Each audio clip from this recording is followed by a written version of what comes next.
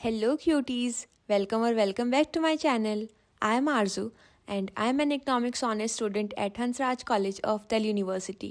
साथ ही साथ मैं एक यूपीएससी 2028 एस्पिरेंट भी हूँ, आप लोगों की तरह ही। तो आज का वीडियो एकदम डिफरेंट है बिकॉज इसमें मैं अपना complete UPSC preparation road map share करने वाली हूँ। अब आप लोग सोच रहे होंगे कि ये वीडियो क्यों ही देखना चाहिए। मैं ऑनेस्टली बताऊँ तो मैंने भी प्रेप स्टार्ट करने से पहले बहुत सारे स्ट्रैटेजी वीडियोस देखे, लेकिन उनमें दो प्रॉब्लम्स थी। या तो वो अनरियलिस्टिक थे या फिर हमेशा की तरह किसी कोचिंग बैच के प्रमोशन के लिए बनाए गए थे। एंड मैं यहाँ पे जो टाइमलाइन शेयर कर रही हूँ वो मेरी खुद की प्लानिंग है। ऑब्वियसली मैंने भी बहुत सारे वीडियोस देखे हैं, कई टीचर्स को फॉलो करती हूँ। So this is the refined version, मेरी गलतियों, मेरी लर्निंग्स एंड मेरे एक्सपेरिमेंट्स के बाद बनाया गया है।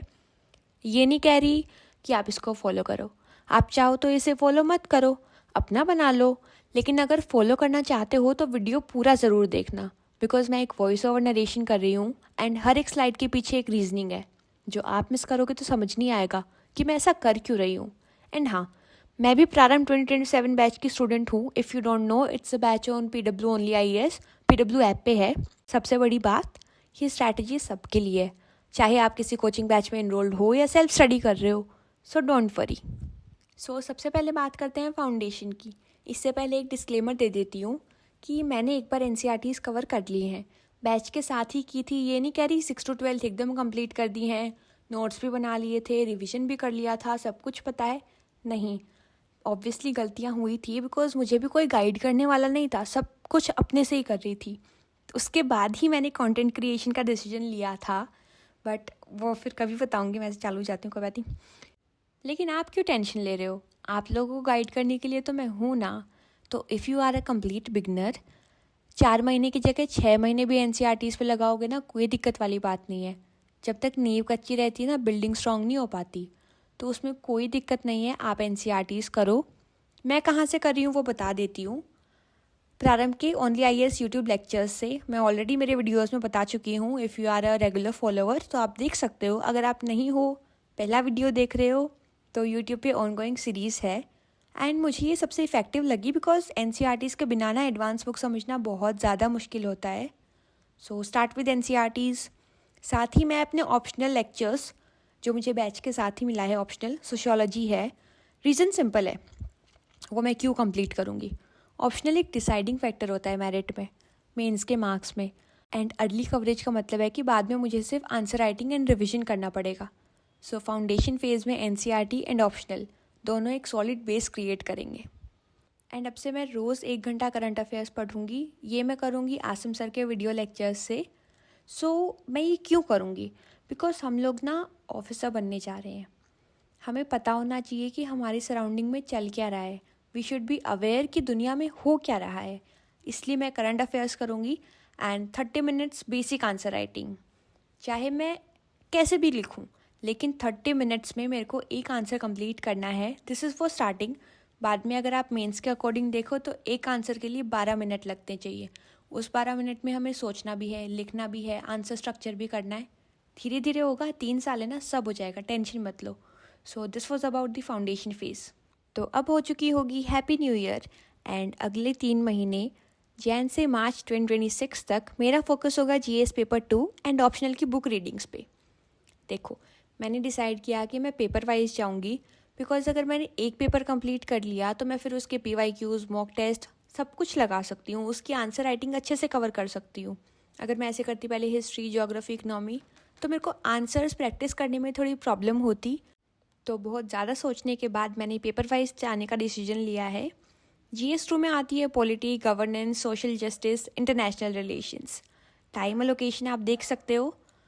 इसमें मैं कंप्लीट करूँगी लक्ष्मीकांत, एंड अगर NCERTs रिवाइज करनी होंगी तो वो करूँगी। गवर्नेंस एंड इंटरनेशनल रिलेशंस को समझने के लिए मुझे करंट अफेयर्स का 1 साल मिल जाएगा, क्योंकि international relations is a subject जिसमें आपको 3 साल का कवरेज चाहिए। आप जिस ईयर में अटेम्प्ट देने वाले हो उससे 1 साल पहले का करंट अफेयर आपको लिंक करना पड़ेगा IR के टॉपिक से। इसलिए मैं इसको बहुत पहले कवर कर रही हूँ कि फिर करंट अफेयर समझने में आसानी होगी। ठीक है, पैरेलल में मैं ऑप्शनल की सोशियोलॉजी बुक्स पढ़ूँगी। ऑप्शनल की sociology, I am sorry, sociology optional की बुक्स पढ़ूँगी। एंड आई एम थिंकिंग कि इस फेज़ में हम अपना ऑप्शनल इतना स्ट्रॉन्ग कर लें कि एग्ज़ाम तक 4-5 बार रिविजन हो जाए, सारे शॉर्ट नोट्स फाइनलाइज कर लें। जैसे अगर आपका भी सोशियोलॉजी ऑप्शनल है तो हम लोग सारे थिंकर्स एक जगह नोट डाउन कर लें, सारी फिलोसफीज़ याद करने की कोशिश करें, आंसर राइटिंग स्ट्रॉन्ग कर लें, कैसे करनी है, कैसा आंसर किस टाइप में लिखना है। सो वो सब फाइनलाइज हो जाए तो बहुत ज़्यादा टाइम मिल जाएगा रिविजन के लिए। एंड हर पेपर के बाद मैंने 10 to 15 डेज़ रिविजन और आंसर राइटिंग के लिए रखे हैं। ये होंगे 3 महीने कंप्लीट करने के बाद, मतलब फ्रॉम 1 अप्रैल टू 15 अप्रैल। उसके बाद हम लोग स्टार्ट करेंगे हमारा फेज़ 3 अप्रैल से जुलाई तक। जीएस पेपर 1, ये पेपर सबसे हैवी है बिकॉज इसमें history, geography and Indian society है। मुझे इसको यहाँ रखना ज़रूरी था because history and geography time consuming है। सोशियोलॉजी ऑप्शनल के साथ सोसाइटी वाला पोर्शन ओवरलैप करता है, इससे दोनों सब्जेक्ट स्ट्रॉन्ग होंगे। इसी टाइम से मैं ऐसे प्रैक्टिस भी स्टार्ट कर दूंगी, हर 2 हफ्ते में एक ऐसे। सो GS1 प्लस ऐसेज मतलब strong foundation for mains answer writing. And जैसा हम सोच रहे हैं ना, अगर वैसा फॉलो करते करते वहाँ तक पहुँच गए, रोज़ एक आंसर भी लिख लिया, तो आप लोग सोचो तब तक हमारी आंसर राइटिंग कितनी ज़्यादा स्ट्रॉन्ग हो चुकी होगी। नेक्स्ट आता है August to November 2026 GS paper 3, जिसमें आता है economy, environment, science and tech, internal security, disaster management and agriculture और इंफ्रास्ट्रक्चर। ये पेपर करंट अफेयर्स हैवी होता है, इसलिए इसको थोड़ा लेट रखा। बाय दिस टाइम मेरे पास 1 साल का करंट अफेयर्स हो चुका होगा जो डायरेक्टली GS3 में यूज़ होगा। एंड इस फेज़ में मैं अपने ऑप्शनल के सेक्शनल टेस्ट भी स्टार्ट कर दूंगी। फिर आते हैं दिसंबर और जनवरी, एक और हैप्पी न्यू ईयर आ जाएगी जिसमें हम लोग करेंगे GS पेपर 4 का एथिक्स। इसको लास्ट में रखा बिकॉज एथिक्स ना ज़्यादा रोट लर्निंग वाला सब्जेक्ट नहीं है, इसके लिए maturity and answer writing exposure चाहिए। बाय दिस टाइम मेरे पास 1.5 ईयर्स की आंसर राइटिंग प्रैक्टिस होगी, तो case studies and abstract questions को टैकल करना ईजी होगा। सोर्सेज सिंपल रहेंगे लाइक लेक्सिकन, सुब्बाराव और कुछ ARC रिपोर्ट्स। एंड इस वीडियो में मैं कोई सोर्सेज डिफ़ाइन नहीं करने वाली हूँ बिकॉज अभी मुझे खुद कंफर्म नहीं है, एंड जो मुझे कंफर्म नहीं है वो मैं आप लोगों को किसी और से सुन के नहीं बताना चाहती। मैं सबसे पहले खुद डिसाइड करूँगी कि मैं कौन से फॉलो करने वाली हूँ, तभी बताऊँगी बिकॉज गलत बताना मुझे ठीक नहीं लगेगा। तो फिर फैब से शुरू होता है सबसे crucial phase, integrated revision plus test. हर पेपर का 15 to 20 days revision cycle, GS and optional दोनों के फुल लेंथ टेस्ट सीरीज़, एक ऐसे हर वीक। इसकी रीजनिंग, UPSC ना एक रिविजन प्लस राइटिंग एग्ज़ाम है। चाहे आपने कितना भी पढ़ा हो, कितनी भी किताबें पढ़ ली हूँ, कितनी भी बार पढ़ ली हूँ, अगर लिख नहीं पाए तो मार्क्स नहीं मिलेंगे। इस फेज़ में मेरी पूरी स्ट्रैटेजी शिफ्ट हो जाएगी from studying new things to mastering old things, क्योंकि मैं ना सिर्फ एक सब्जेक्ट के लिए एक रिसोर्स फॉलो करूँगी बिकॉज मैंने बहुत सारे टॉपर्स की स्ट्रैटेजीज देख ली हैं। And the very important point is keep your resources limited. And मैं सच बता रही हूँ, हम जैसा सोच रहे हैं ना उसका 80% भी इम्प्लीमेंट कर देंगे ना तो बहुत ज़्यादा अच्छा हो जाएगा। एंड अगर आपको टाइम कम लग रहा हो कि मैंने एक पेपर के लिए बस 3 महीने दिए हैं, 4 महीने दिए हैं, वो कम हैं, सब्जेक्ट्स ज़्यादा हैं, तो आप 4 से 5 भी कर सकते हो, क्योंकि इसके बाद हमारे पास 1 साल से ज़्यादा बच रहा है रिविजन के लिए। तो अगर हम 2-3 महीने पढ़ भी नहीं पाते हैं तो भी कोई दिक्कत वाली बात नहीं है। फिर आता है Feb 28 to May 28, 100% prelims focus, PT 365 and economy और इन्वायरमेंट स्पेशल रिपोर्ट्स। हम ट्राई करेंगे कि 40+ प्रीलिम्स मॉक्स दे दें, OMR फिलिंग प्रैक्टिस वो भी करेंगे, एंड डेली रिवीजन साइकिल्स, क्योंकि सच ये है कि बिना प्रीलिम्स निकाले मेंस का दरवाज़ा ही नहीं खुलता है। तो प्रीलिम्स भी ज़रूरी होता है।